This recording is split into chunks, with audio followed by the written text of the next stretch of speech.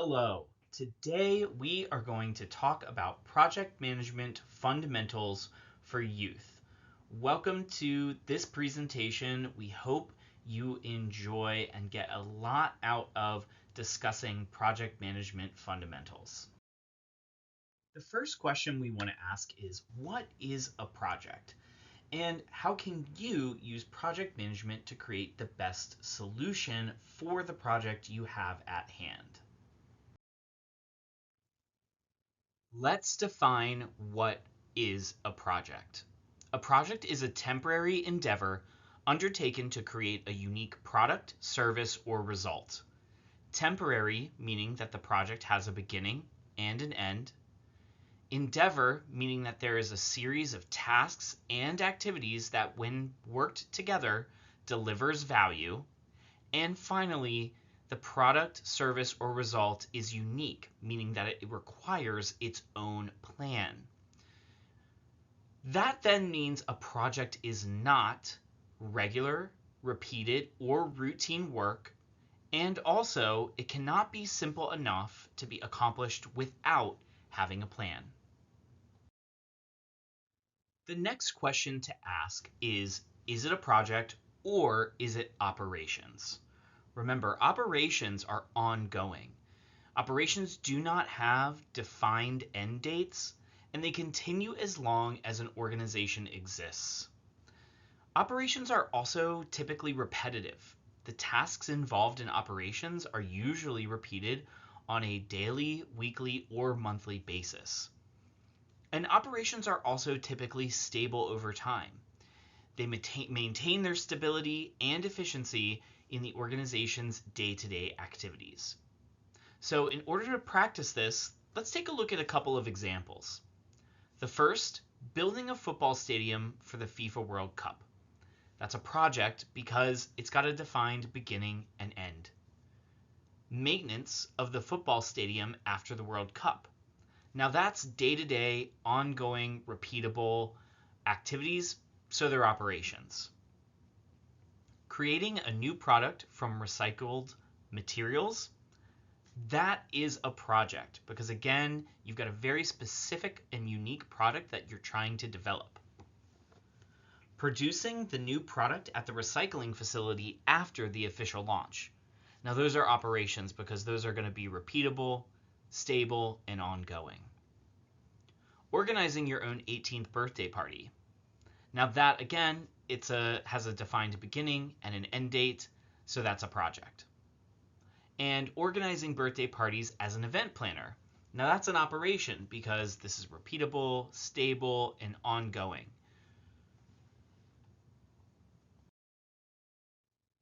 Let's talk about purpose. This is a great way to determine whether or not we're talking about a project or operations. The purpose of projects is to drive change and innovation in an organization to meet specific objectives, whereas the purpose of operational tasks are to carry out day-to-day activities to maintain sustainability and efficiency for the business or organization. So, whenever you're faced with either a project or an operation, ask yourself, does this have a beginning and end? Is it a series of tasks and activities that deliver value? And does it require its own plan? If the answer is yes to all of those questions, you are definitely working on a project.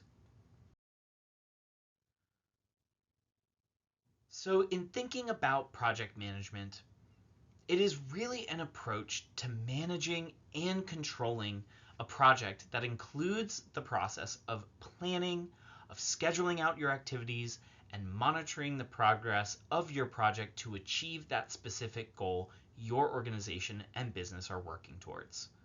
This is a set of knowledge, of skills, of tools, and techniques that help to ensure that all aspects of the project are successfully planned and completed on time, at an appropriate level of quality, and within the budget you've been given. Effective project management is essential for organizations to successfully execute important initiatives. And in today's ever-changing, fast-paced business environment, project management is more crucial than ever. And at the core, project management truly is how organizations execute when it really matters. So you might be asking yourself at this point, okay, I get it. Project management is great, but why does it matter to me? I'm a student. I'm probably not going to be entering the workforce anytime soon. Why do I care? Knowing project management skills and techniques will help to teach you the critical skills that you need within your day to day life, such as time management, organization, and problem solving. These are all essential for your own academic success and your potential future careers. Project management helps you set goals. It helps you set these realistic, actionable plans to achieve anything you want and foster a sense of accomplishment and motivation along the way. Project management can also allow you to explore and express teamwork and collaboration with your classmates. It helps you to feel responsibility and accountability for the types of tasks that you're managing, the deadlines that you're trying to meet, and the quality of work you're hoping to produce. And project management can really help to build your own confidence in providing opportunities for you to lead projects, to make meaningful decisions, and then ultimately see those tangible results of the efforts that you're putting into it. Project management at the core of it is really all about the people. So let's start there. Who is involved and what are the processes? The first person is the project sponsor. A project sponsor is an individual who provides support and or obtains funding for the project. And that's pretty important. Someone who has a vested interest in the success of this project. Now, the project manager is really super important as well because they work with the team to develop a schedule and discuss the potential risks that could be involved in taking on the project.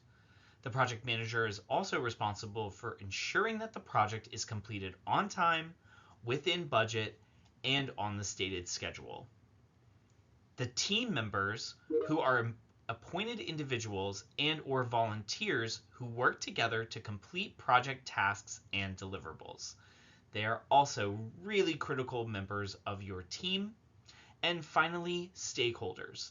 Stakeholders are individuals or organizations that have an interest, either positive or negative, in the project's execution and the outcomes.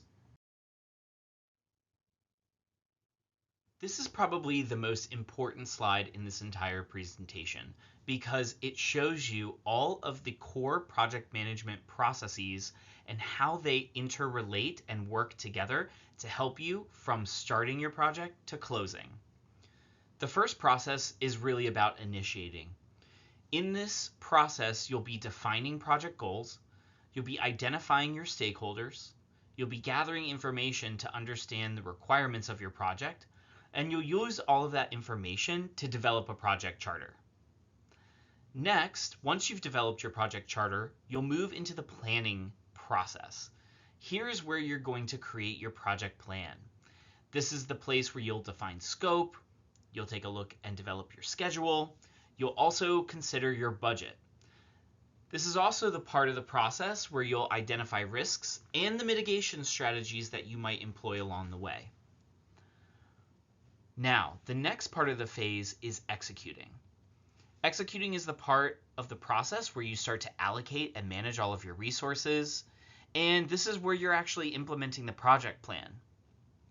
Now, you'll notice that the fourth stage, monitoring and controlling, looks as if it's looping back and forth between planning and executing. And that's important because monitoring and controlling happens throughout the planning and executing process. This is the place where you'll track your progress, you'll measure key performance indicators, you'll manage the different changes that arise, you'll help to ensure the quality of your overall project, and you'll revisit your project plan when you need to in order to make some of those changes that are necessary. Finally, once you are satisfied with the end result of your project, you'll move to closing. Closing is where you finalize those deliverables and obtain your stakeholder approval. You will document all of the lessons learned, and you'll finalize and celebrate. That's really important to celebrate because without a celebration, there's no way that you'll be able to finish off the project in the best way possible. Okay, let's dig into the initiating process. This really is the most critical part of the process where your project goals are defined and the why is truly identified. In the initiating process, you determine and decide what product or service is being developed. You collaborate and clarify the project need, and you gather any information to help you understand the requirements of the project by answering the what, the when, the how, and the why questions.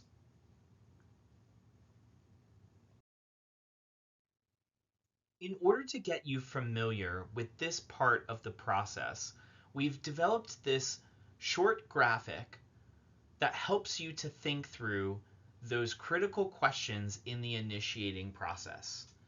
Answering a few basic questions will really help to guide a project from start to finish and to help you create that important project charter that outlines the reason for taking on the project in the first place. Questions to consider is why is the work necessary? What are you going to deliver or accomplish? Where will the project outcomes be used, delivered, or built when appropriate? Who are your stakeholders? Are they customers and users, team members, government, etc.? When will you produce the deliverables? And how will you accomplish and manage the objectives? How will you measure your success? The next area to consider are your stakeholders. And this is the part of your plan that allows you to track and communicate the timeline and milestones of your project to people in and outside your organization that are actively involved in the project and whose interests may be either positively or negatively affected by the execution or completion of the project. Now, some examples of internal stakeholders include management or your superiors. This could also be your teacher or parent. It also includes team members, your project sponsor, and different organizational departments and units. Examples of external stakeholders might include customers of your organization or company, suppliers of products to your company, vendors that you work with, government entities that you have to interact with, and general community members that may be affected by your project. There is also a infographic in the right-hand corner that helps you to really think through where each one of your stakeholders should be placed. The x-axis is the level of influence, and the y-axis is the level of interest.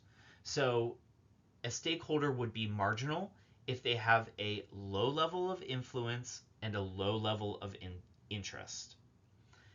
A influential individual or stakeholder would be someone with a high level of influence and a low level of interest.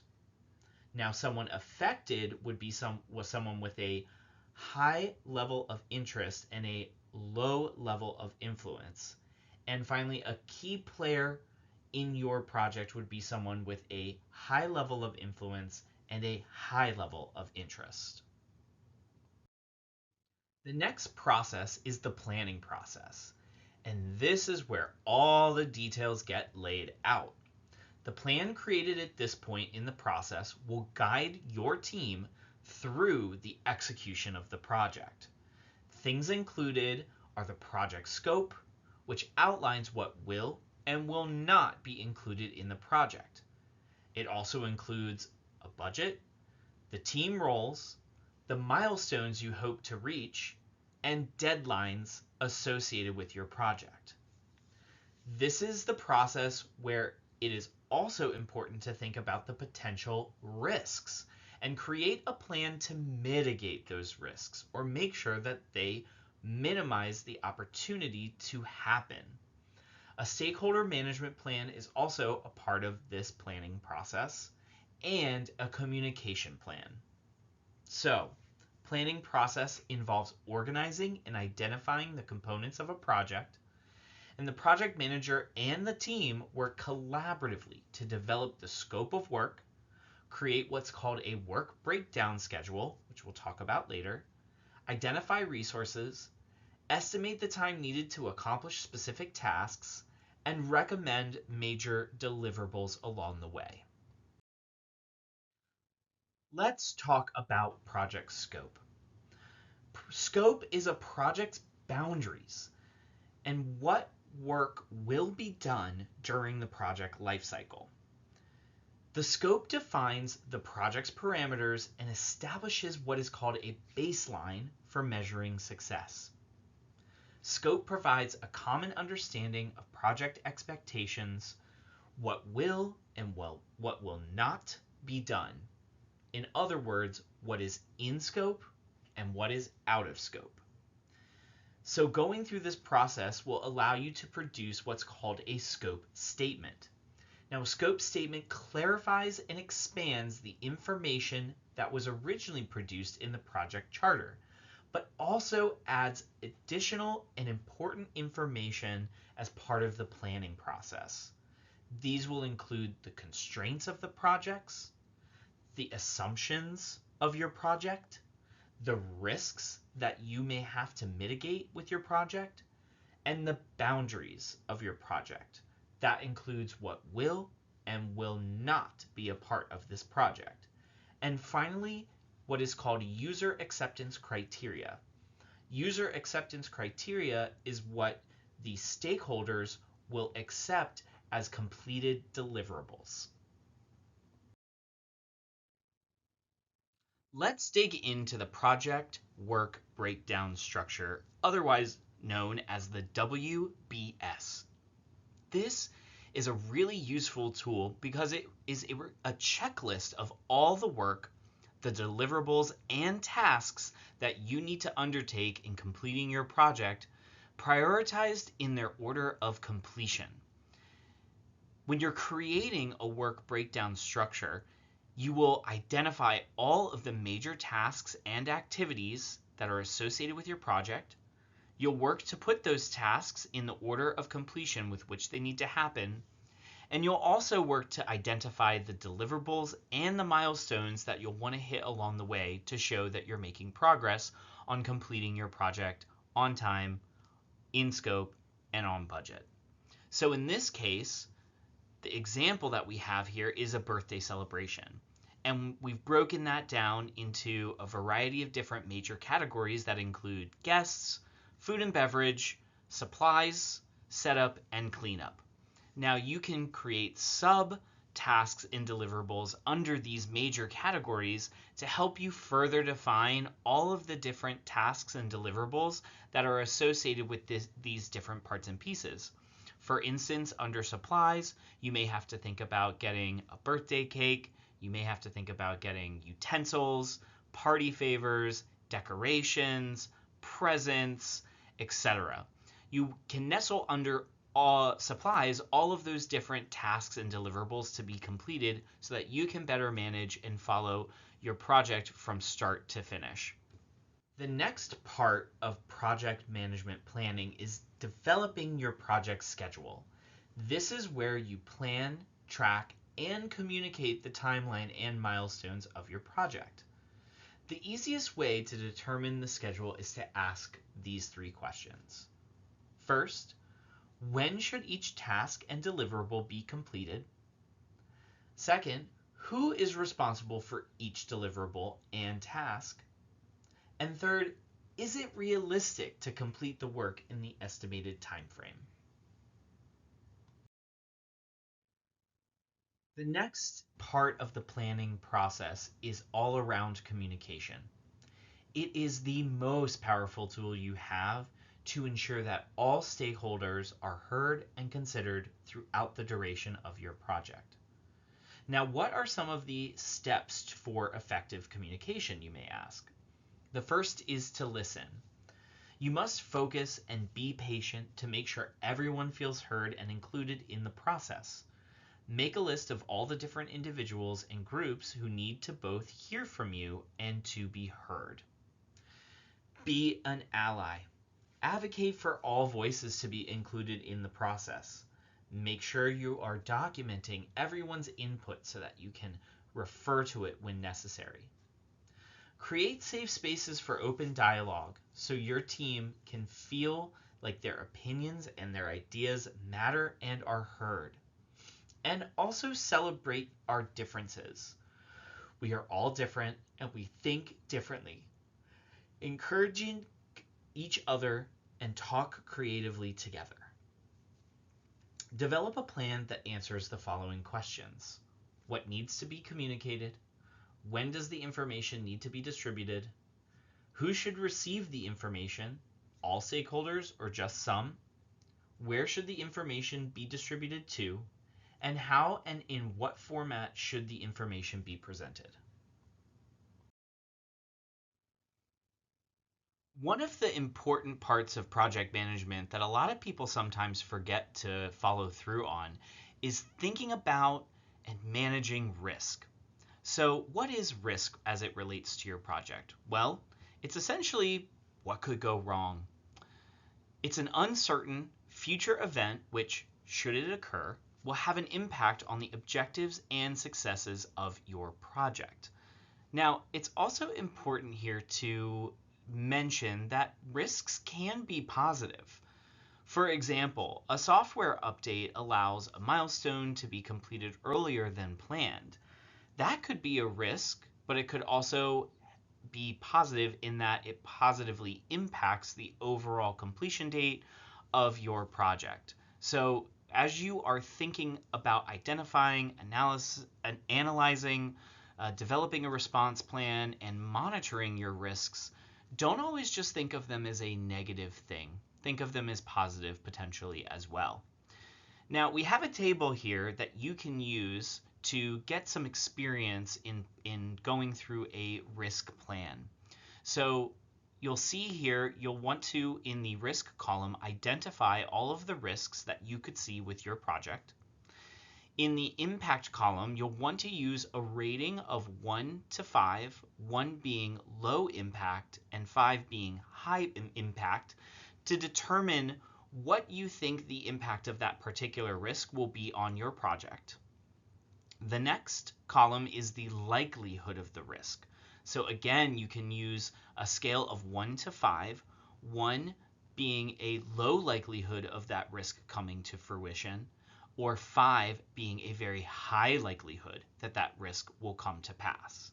And then finally, you'll want to develop a mitigation strategy. So if any of these risks were to come to pass, what kind of mitigation strategy or ways might you overcome that risk to minimize it or completely erase it from your risk register?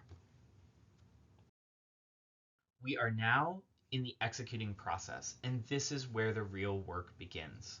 This is the place where your teams can collaborate, you can review work, and you can present your milestones to stakeholders and revise your project as needed along the way. It is the project manager's job to provide budget management, resource management, change management, and regular status updates about the progress and any challenges your team may be facing. In the executing process, this is where you implement that project plan that you spent so much time developing and working on.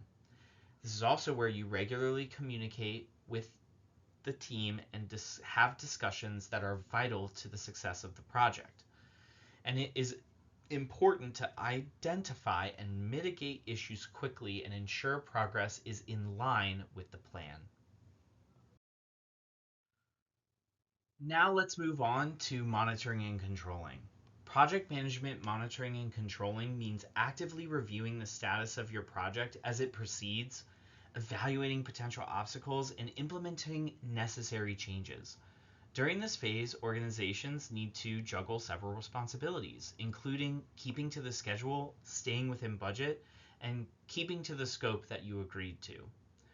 Monitoring and controlling should truly be done throughout the project.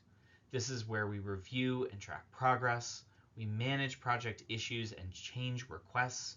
We update the planning documents in response to needed changes and review the scope to make sure objectives are being met. It is easy to get off track without realizing it unless continually going back to the plan. Finally, we come to the closing process. After the project work has been completed and tested, it is time to close the project. In this process, it is important to reflect on lessons learned, document your findings, and truly celebrate the accomplishments. As part of this closing process, the acceptance of the project outcomes by the appropriate people are completed. Sign off is completed by the project sponsor. Also, evaluating and documenting lessons learned takes place. Performing final administrative work, and celebrating the project completion and success. Okay, let's do a quick recap. Project management skills are for everyone. We all work on projects all of the time. Whether or not you choose to become a project manager, project management processes and tools will help you be more successful in your academic career, your future profession, and really at any point in your life. Project management skills help you to plan. Remember, communication is key. Risk management takes away the uncertainty. And leaders are really there to support others and make sure everyone has a space to be their best and contribute.